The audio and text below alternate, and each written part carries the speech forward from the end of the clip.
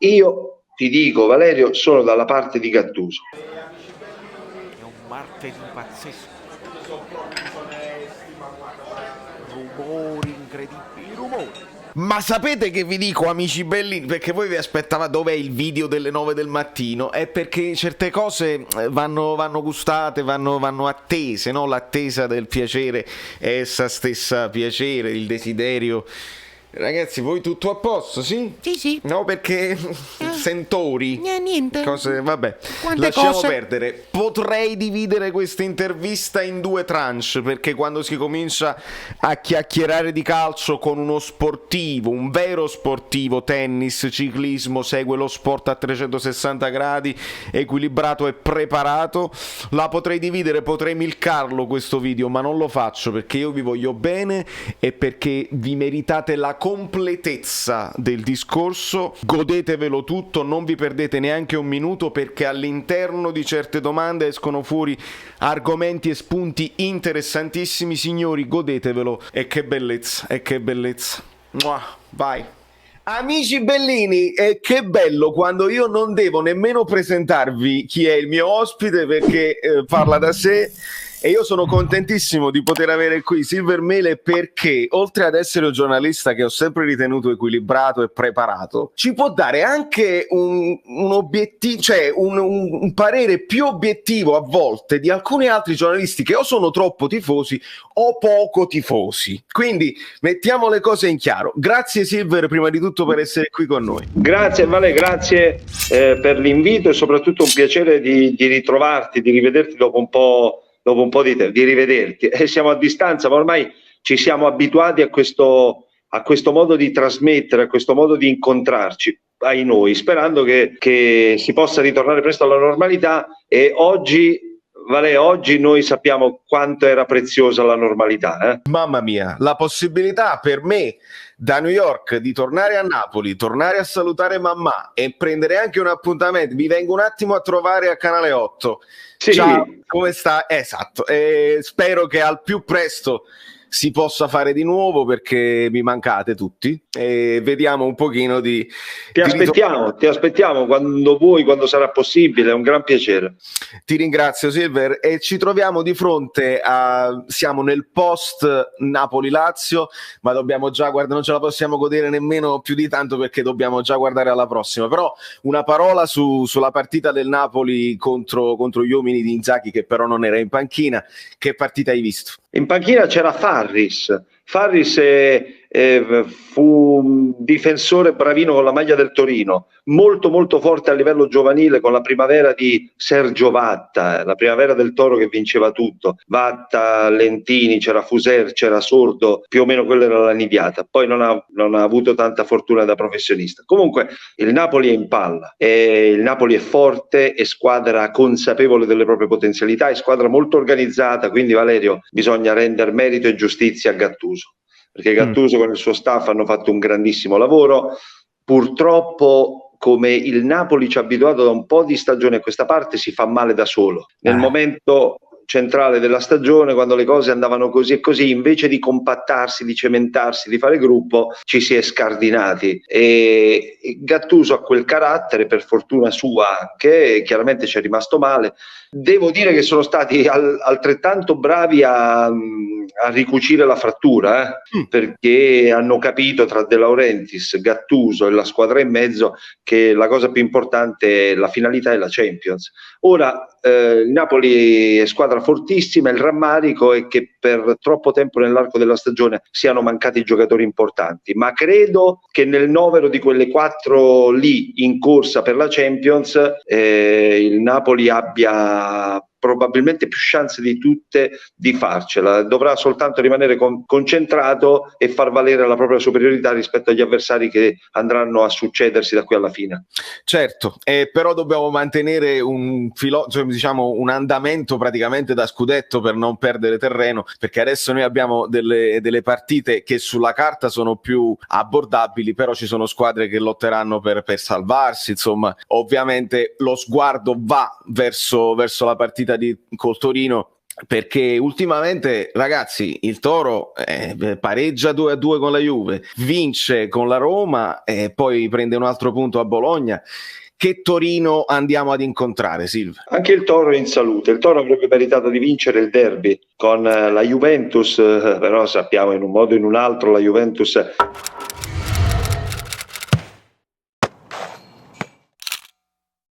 entrerà in Champions League sperando che Seferin poi non gliela faccia giocare.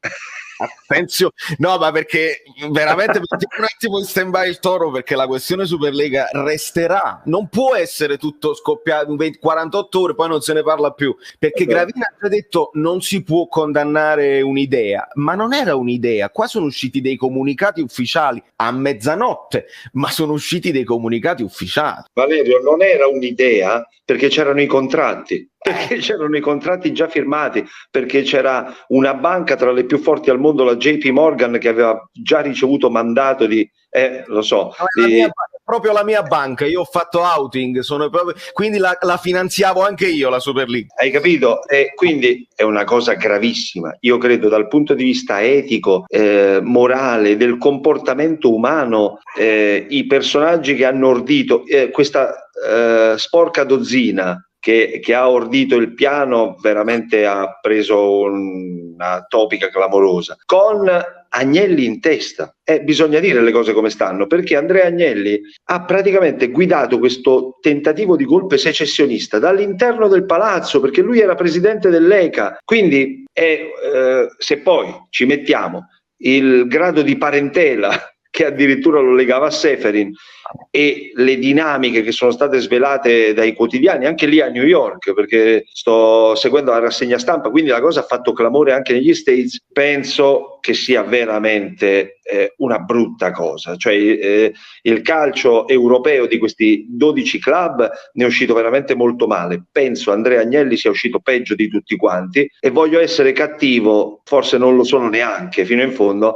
è proprio lo stile Juventus, è qualcosa di brutto che ha rischiato di travolgere tutti quanti gli altri, come a dire, sai Valerio, un po' un'esasperazione del concetto del Marchese del Grillo, ma il Marchese del Grillo interpretato dal grande Sordi era simpatico, e invece Agnelli non è neanche simpatico. Questa è la situazione: arroganza, protervia, prepotenza, e gli altri, ma sì, gli altri esistono, non esistono, non gliene frega a nessuno. Ora ci sono almeno 10 club italiani con il Torino e la Roma in testa che qui, almeno in Italia, vorrebbero far causa alla Juventus, con Seferin che ha mandato un ultimatum a tutte le squadre di uscire definitivamente dalla Superlega, in caso contrario perderebbero la Champions. Poi, per essere obiettivi fino in fondo, la UEFA non è salva da critiche, perché Valerio, mi dovresti spiegare, o gli amici che ci seguono, se riescono dovrebbero spiegarci com'è possibile bypassare a piè pari il fair play finanziario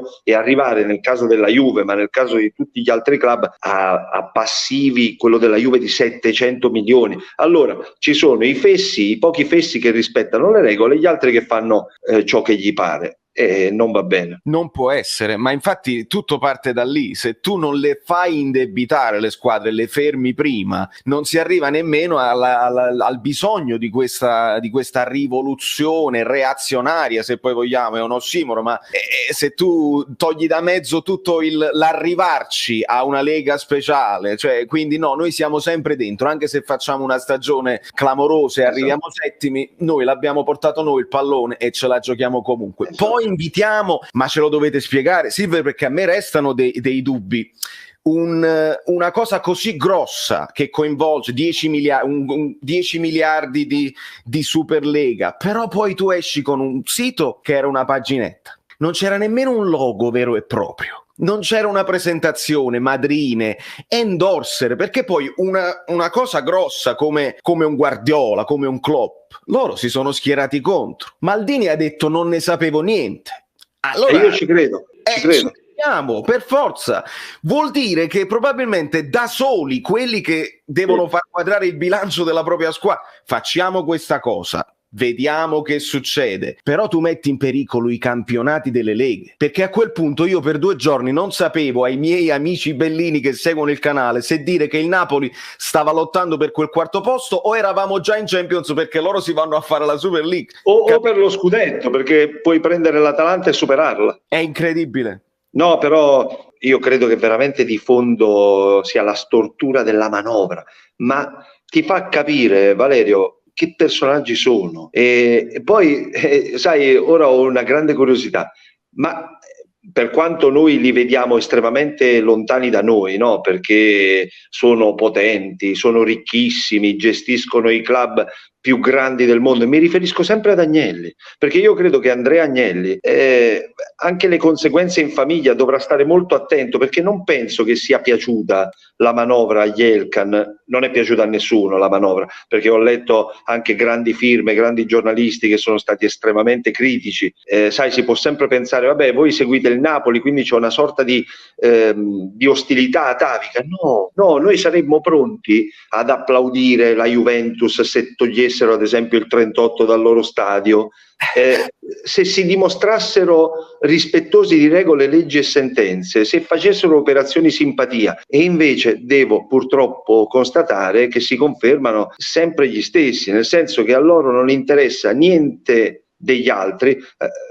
Penso, ma ti rendi conto, Valerio? Ci fosse stata la Superlega, un Bayern Monaco-Napoli del 19 aprile 89 non l'avremmo mai visto, e Maradona non avrebbe mai giocato contro squadre così e non avrebbe mai dato lezione di sinuosità nel balletto di Life is Life prima del match. Ragazzi, è veramente no l'anticalcio, è l'antisport, perché tu vai con quell'idea a privare lo sport del sogno e della speranza del più debole di battere il più forte, come riuscito a Sarri nel 2018. Poi non apriamo pagine dolorose, perché bisognerebbe dire tutto e di più, che Sarri fu costretto a inventarsi la formula dell'albergo di Firenze, prima poi di impazzire, naturalmente.